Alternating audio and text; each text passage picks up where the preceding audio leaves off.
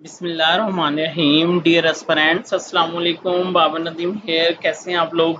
बिस्मिल्लाहिर्रहमानिर्रहीम। Dear aspirants, आज हम जो है कॉन्स्टिट्यूशन ऑफ पाकिस्तान जो है उसको स्टार्ट करने जा रहे हैं। आज उसका इंट्रोडक्टरी लेक्चर है। मैं इंशाल्लाह कोशिश करूंगा कि इस लेक्चर के अंदर आपको एक ऐसी स्कीम बताऊं कॉन्स्टिट्यूशन ऑफ पाकिस्तान की कि आपका जो कॉन्फिडेंस है वो बूस्ट करे और आपको ऐसे लगे कि आप उसको कर सकते हैं। और डेफिनेटली आप उसको कर सकते हैं। कॉन्स्टिट्यूशन ऑफ पाकिस्तान की जो वर्डिंग है चूंकि वो इतनी इजी है कि कोई 10th क्लास का बच्चा भी जो है उसकी इंटरप्रिटेशन जो है वो कर सकता है। बड़ा इजी जो है वो इजी वर्डिंग के अंदर जो है वो लिखा हुआ है। लेकिन आप लोगों को हवा इसलिए लग रहा है कि एलएलबी में हमने कॉन्स्टिट्यूशन को बेरेक्ट से नहीं पढ़ा, हमने थारोली नहीं पढ़ा, तो वो सारी चीज़ें जो है ना वो मिक्सअप हो रही हैं। तो इंशाल्लाह आज जब मैं स्कीम बताऊंगा तो वो बहुत सारी चीज़ें जो है वो क्लियर हो जाएंगी। डियर एस्पिरेंट, अगर आपके सामने ये लिखा हुआ है कि इसको दूसरों से शेयर करना सदका जारी है, तो इसको इजी ना लिया करें, इसको हर किसी के साथ जो है वो शेयर किया करें। ये आपकी ड्यूटी है। और दूसरी बात ये है कि आप एट द एंड कमेंट ज़रूर किया करें ताकि मुझे पता चले आपने इसको पढ़ लिया, और मुझे बताया करें कि आपको क्या उसकी समझ आई, कोई सुजेशन हो वो भी आप लोग जो है वो मुझे बताया करें। अच्छा, हम स्टार्ट करते हैं द कॉन्स्टिट्यूशन ऑफ पाकिस्तान। अब इसकी स्कीम में ऑलरेडी आप लोगों के साथ जो है ऑलरेडी आपके साथ जो है वो स्कीम जो है वो मैं आपके साथ जो है वो शेयर कर चुका हूँ। अगर आप में से किसी के पास नहीं है तो वो डाउनलोड भी कर सकता है। ऑलरेडी आपको दी जा चुकी है और मैंने कहा था कि उसका प्रिंट भी जो है ना वो आपने जो है ना वो ले लेना है। अच्छा, ये आज हमने कॉन्स्टिट्यूशन पढ़ने हैं और हमने उसकी जो है वो स्कीम जो है उसको हम लोगों ने देखना है। लेकिन उससे पहले ना मैं आपको जो है वो एलएलबी के दौर में लेके चलूँगा। और जो हमने इंग्लिश जूरिस्प्रूडेंस पढ़ी और फिर हमने एक कॉन्स्टिट्यूशन के बारे में भी पढ़ा, उसकी कुछ बेसिक चीज़ों की बात करूँगा। जब मैं वो बेसिक चीज़ों की बात करूँगा ना तो मेरी बातें सुनते सुनते आपको लगेगा कि अब मैं जो है कॉन्स्टिट्यूशन को जो है वो पढ़ भी सकता हूँ और मैं जो है उस कॉन्स्टिट्यूशन को जो है वो कर भी सकता हूँ। ठीक है। अच्छा, सबसे पहली जो बात है वो ये है कि मैं आपके सामने एक बात रखता हूँ कि एक स्टेट क्या चीज़ है। एक स्टेट क्या है? पाकिस्तान एक स्टेट है। ठीक है। एक स्टेट के जो है वो कंपोनेंट्स क्या होते हैं? ठीक है, ये आपके सामने है। कहता है the state is a body of people, यानी एक स्टेट में बहुत सारे लोग होते हैं। Living in a defined space, उनकी अपनी एक टेरिटरी होती है, उनकी अपनी बाउंड्रीज होती हैं। With the power to make and enforce laws without having the check with any higher authority। और वो स्टेट जो होती है वो सावरन होती है, उससे ऊपर कोई जो है वो कोई और, यानी वो किसी के अंडर नहीं होती। या आप समझ लें कि वो जिसको मकबूजा कहते हैं, या वो किसी दूसरी स्टेट के जो है वो अंडर नहीं होती, वो इंडिपेंडेंट होती है।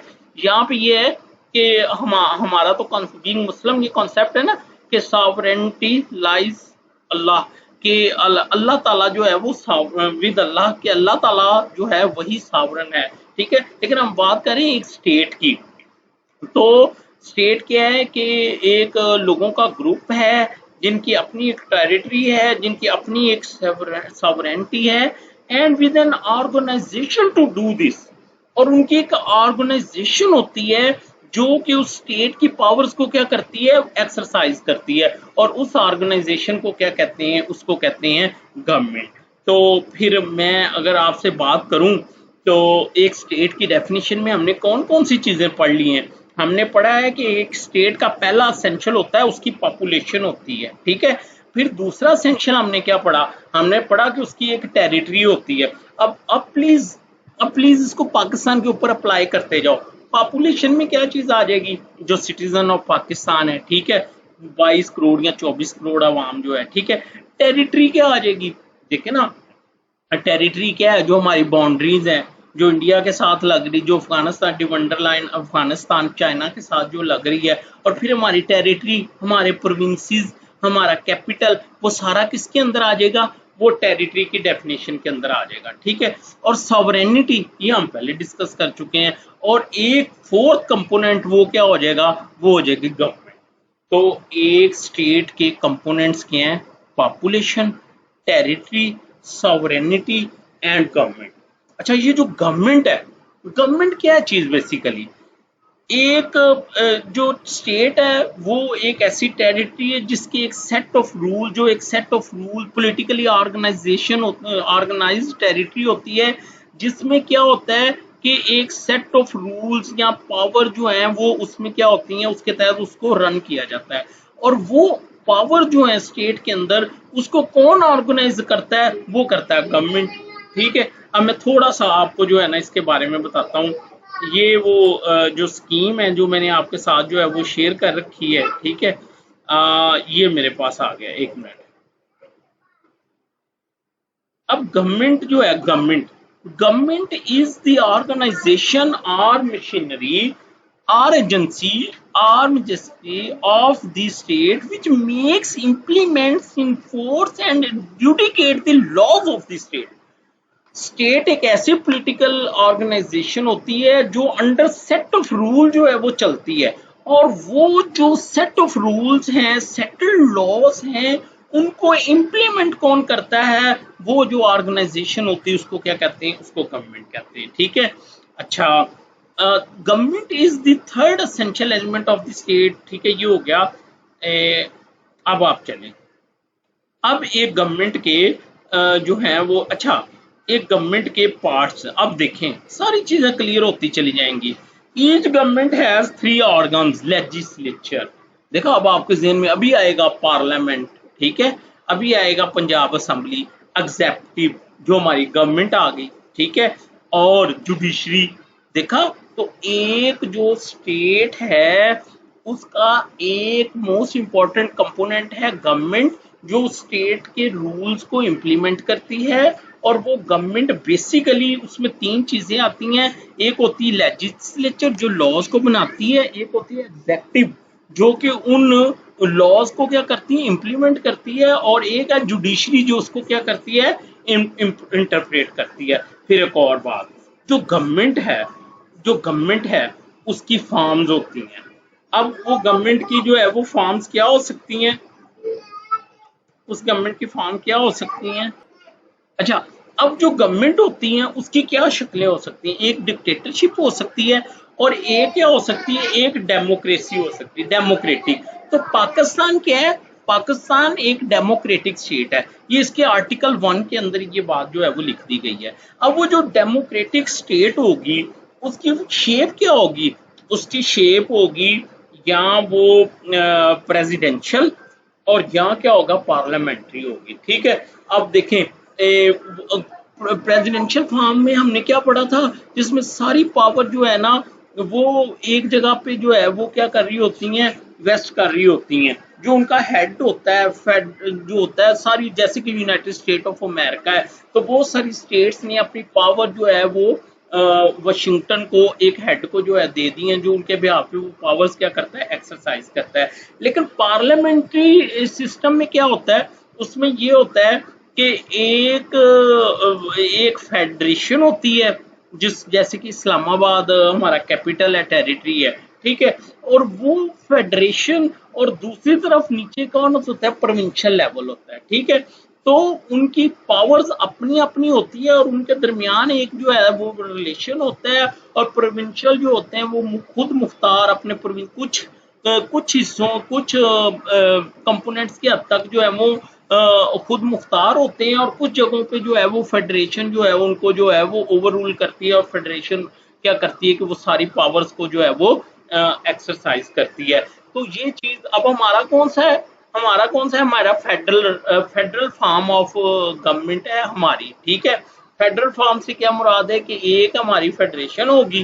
ठीक है, और जाहिर बात है अब फेडरेशन में फिर वो चीज़ आ जाएगी कि अगर वहाँ लेजिस्लेशन की बात करेंगे तो वहाँ पे पार्लियामेंट आ जाएगी, और अगर आप प्रोविंस की बात करेंगे तो वहाँ पे जो लेजिस्लेशन होगी वो कौन करेगी, वो जो है वो प्रोविंशियल जो है वो प्रोविंशियल जो गवर्नमेंट है, प्रोविंशियल जिसको हम पंजाब असेंबली कहते हैं या सिंध असेंबली कहते हैं, वो उसकी जो है वो लेजिस्लेशन जो है वो करेंगे। तो बच्चों, मैंने अभी तक आपको क्या बताया, अभी तक मैंने आपको एक स्टेट की डेफिनेशन बताई, मैंने बताया उसके 4 कंपोनेंट्स होते हैं, उसमें अहम कंपोनेंट गवर्नमेंट होता है, और मैंने अभी तक आपके साथ जो है वो गवर्नमेंट की जो है वो क्या किया है, गवर्नमेंट की जो है वो डेफिनेशन, आप गवर्नमेंट की जो फॉर्म्स है वो मैंने आपसे डिस्कस की है।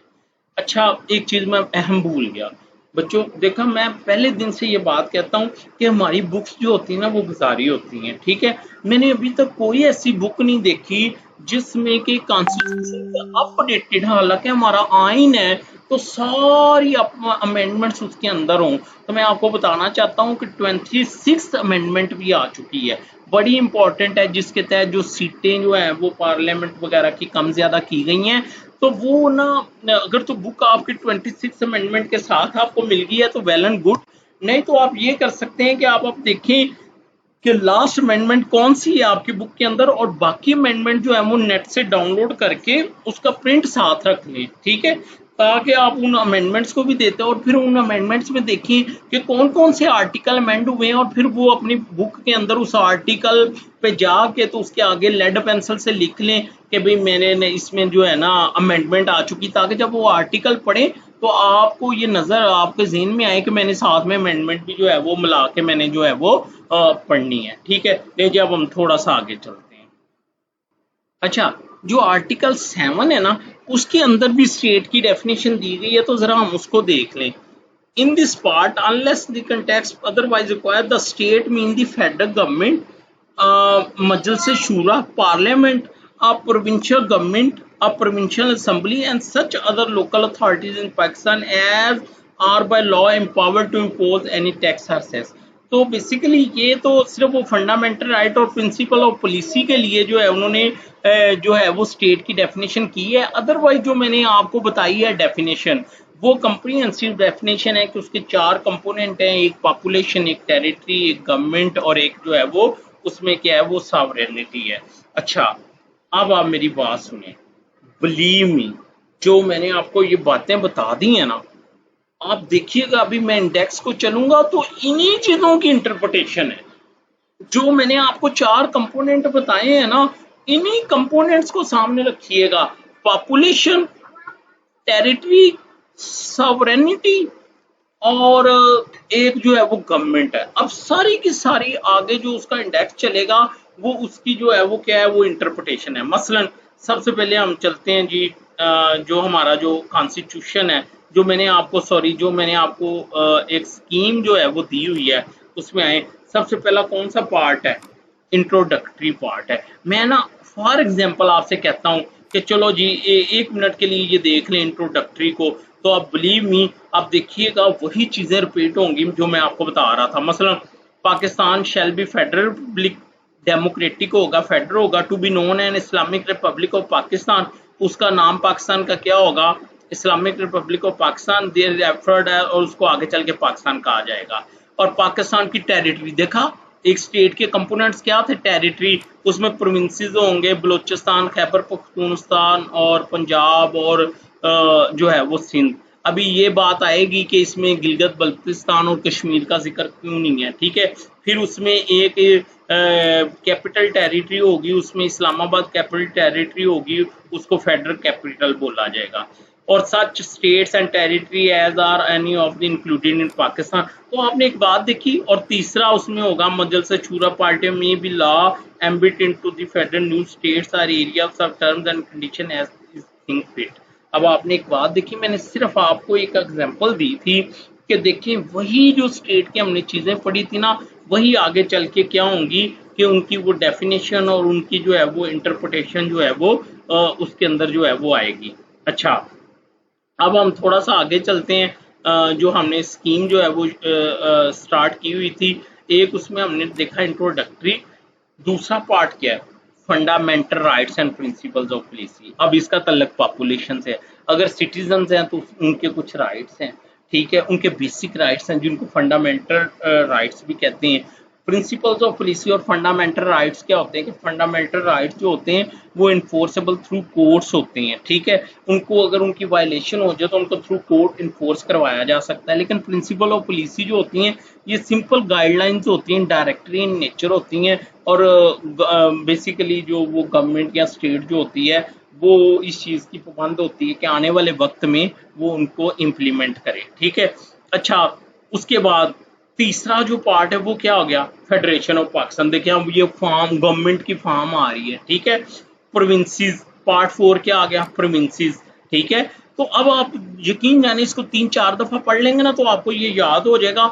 और आगे आप वो आर्टिकल के नाम भी याद कीजिएगा कि इंट्रोडक्टरी 1 से 6 लेक्चर। जो लोग कहते हैं ना कि सर हमें आर्टिकल नहीं याद होता, हमें सेक्शन नहीं याद होता, तो भाई आप पहले उसके इंडेक्स को थोड़ा थोड़ा याद करो। मतलब उसके पार्ट्स हैं तो पहले पार्ट्स को याद करने की कोशिश करो। मतलब पार्ट 1 इंट्रोडक्टरी अगर आपको पता है कि 1 से लेके 6 आर्टिकल है और फंडामेंटल राइट्स जो है वो 7 से लेके 40 तक हैं, पार्ट 2 है। तो अगर पेपर में आपको किसी फंडामेंटल राइट का आर्टिकल जानना है और आपको ये पता है कि फंडामेंटल राइट जो है आर्टिकल 7 से लेकर 40 तक हैं, fundamental rights and principles of policy, और फंडामेंटल राइट जो है वो 7 से लेकर आर्टिकल 28 तक हैं। तो आपको 200-300 आर्टिकल्स में से आप सबसे पहले तो रिलैक्स हो गए कि भाई मेरे रेलिवेंट आर्टिकल 7 से 28 हैं, तो आपके लिए कितना आसान हो गया वो आर्टिकल ढूंढना, ठीक है। तो ये वो रीज़न है कि जो स्टैचू है उसको एक स्कीम के तहत जो है वो याद किया जाए, ठीक है। इसी तरह फेडरेशन का इसको याद करें, प्रोविंसेस आ गया, relation between federation and provinces आ गया, फिर finance, property, contract and suits between the provinces and the जो फेडरेशन है उनके दरमियान, फिर एक जुडिकेचर, वो तीसरा आ गया जुडिशरी। ये एग्जाम के पॉइंट ऑफ व्यू से बहुत रेलिवेंट है, इसमें से हमें जो है वो क्वेश्चन जो है वो पूछा जा सकता है। उसके बाद इलेक्शंस, ठीक है, Islamic provisions, emergency provisions, amendment of the constitution और मिसलेनियस लॉ। जी ये 12 पार्ट है और ये इनके आर्टिकल्स हैं। ये 2 मिनट में आप जो है इसको क्या कर सकते हैं, याद कर सकते हैं। याद करने से क्या मुराद है कि अगर आपको अब ये पता चल जाए कौन से पार्ट में से आर्टिकल आया और आपको ये पता चल जाए कि कहाँ से वो पार्ट शुरू हो रहा है कहाँ पे एंड होता है, तो वो आर्टिकल ढूंढने में आपको क्या रहेगी, आसानी रहेगी। अब हम इसको थोड़ा सा डिटेल देखते हैं। पार्ट 1 तो इंट्रोडक्टरी था, आर्टिकल 1 से 6। पार्ट 2 क्या था, फंडामेंटल राइट्स और प्रिंसिपल ऑफ पॉलिसीज। अब उसके 2 चैप्टर हैं। चैप्टर 1 फंडामेंटल राइट्स हैं और वो 8 से लेके 28 तक हैं। चैप्टर 2 प्रिंसिपल्स ऑफ पॉलिसी हैं, वो आर्टिकल 29 से लेके जो है वो आर्टिकल 40 तक हैं, ठीक है। तो देखें, अब चलें, अब पार्ट 3 में आ जाए। अब फेडरेशन ऑफ पाकिस्तान उस पार्ट का नाम है, पार्ट 3 का। अब उसके कितने चैप्टर हैं, 3 चैप्टर हैं। चैप्टर 1 क्या है, प्रेसिडेंट। तो प्रेसिडेंट से कौन से आर्टिकल डील कर रहे हैं, 41 से लेके 49 तक। और जो पार्लियामेंट है उससे कौन से, 50 से लेके 100 तक। इसमें 26 अमेंडमेंट जो है वो आ चुकी है। अब जो पार्लियामेंट है उसके अंदर फिर पार्ट्स हैं, एक उसकी कंपोजिशन के बारे में, एक उसकी सीट्स के बारे में, प्रोविजन उनकी क्वालिफिकेशन वगैरह के बारे में, एक उनके जनरल प्रोसीजर के बारे में, एक लेजिस्लेटिव प्रोसीजर कि आइन में कैसे अमेंडमेंट होगी, और आम बिल जो है फाइनेंशियल बिल कैसे पास होगा, और ऑर्डिनरी बिल कैसे पास होगा। और फिर उसमें एक चीज़ जो है वो क्या है, वो ऑर्डिनेंस है।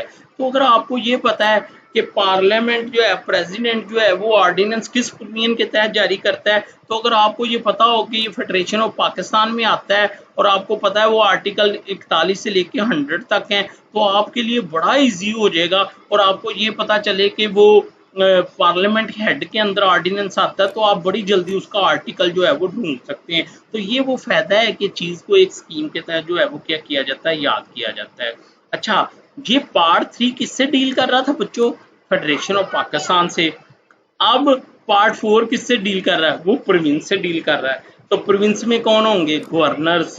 तो गवर्नर की प्रोविजन 100, 105, प्रोविंशियल असेंबलीज, फिर उनके आगे उनका फाइनेंशियल प्रोसीजर, उनका ऑर्डिनेंस का प्रोसीजर, वो आर्टिकल 106 से लेके 128 तक आ गए। और फिर प्रोविंशियल गवर्नमेंट वो डील करेंगे आर्टिकल 129 से लेके 140 ए तक, ठीक है। उसके बाद आगे चलें, पार्ट 4 क्या है, पार्ट 4 क्या है, relation between federal government and the provinces. ऊपर तो हमने पढ़ लिया ना फेडरेशन और प्रोविंसेस के बारे में। अब पार्ट 5 उनके दरमियान, जिसको हम NFC अवार्ड वगैरह भी कहते हैं, उनके दरमियान जो रिलेशन है उसको कौन डील करेगा, पार्ट 5। मसलन लेजिस्लेटिव पावर की डिस्ट्रीब्यूशन कैसे उनके दरमियान, ठीक है। पहले ये था कि उन्होंने कहा कि ये कंकरेंट लिस्ट है जिसको दोनों कर सकते हैं, और ये वो लिस्ट है जिसपे मसलन एक्सक्लूसिवली वो जो है वो प्रोविंशियल असेंबली कर सकती है। और साथ में ये कह दिया गया जो मैटर यहाँ नहीं लिखा गया वो फेडरल के जिम्मे, लेकिन 18वीं मई में आके फिर उन्होंने दोनों लिस्टों में स्पेसिफाई कर दिया। अब कंकरेंट लिस्ट कोई भी नहीं है, अब स्पेसिफाई है कि ये मैटर फेडरल गवर्नमेंट डील कर सकती है और ये मैटर जो है वो प्रोविंशियल गवर्नमेंट जो है वो डील कर सकती है। ठीक है, फिर administrative relation between the federation और प्रोविंसेस आ गया और फिर स्पेशल प्रोविजन जो है वो उसमें आ गई।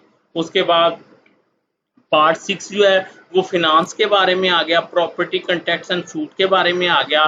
फिनांस क्या है, डिस्ट्रीब्यूशन ऑफ रेवेन्यू कि उनके दरमियान रेवेन्यू की डिस्ट्रीब्यूशन कैसे होगी और फिनेंशियल मैटर कैसे होंगे। इसी तरह बारोइंग और ऑडिट जो है उसका आर्टिकल जो है वो ये आ गए। ठीक है, अच्छा ये क्या था, ये पार्ट 6 था जो इससे डील करता था। अब उसके बाद पार्ट 7 जो बड़ा इंपॉर्टेंट है जुडिकेचर के बारे में, जिसमें हमें क्वेश्चन आ सकता है, जिसको अच्छी तरह से पढ़ना चाहिए वो ये है। और बेसिकली मैं आपको बताऊं, अगर आपको कॉन्स्टिट्यूशन से क्वेश्चन आया ना तो ज़्यादा एक्सपेक्टेड यही है। पार्ट 7 जो है ये बहुत अहम है।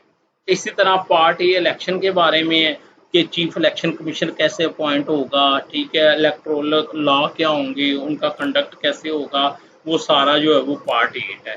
पार्ट 9 किसके बारे में, इस्लामिक प्रोविजंस के बारे में ये क्वेश्चन पूछा जा सकता है कि इस्लामिक प्रोविजन अंडर कॉन्स्टिट्यूशन क्या है, तो वो 227 से लेकर 231 तक। ठीक है, उसके बाद इमरजेंसी प्रोविजंस का पूछा जा सकता है 232 से लेकर 237। इंडेक्स से बड़ी कंफ्यूजन आपकी दूर हो जाती हैं।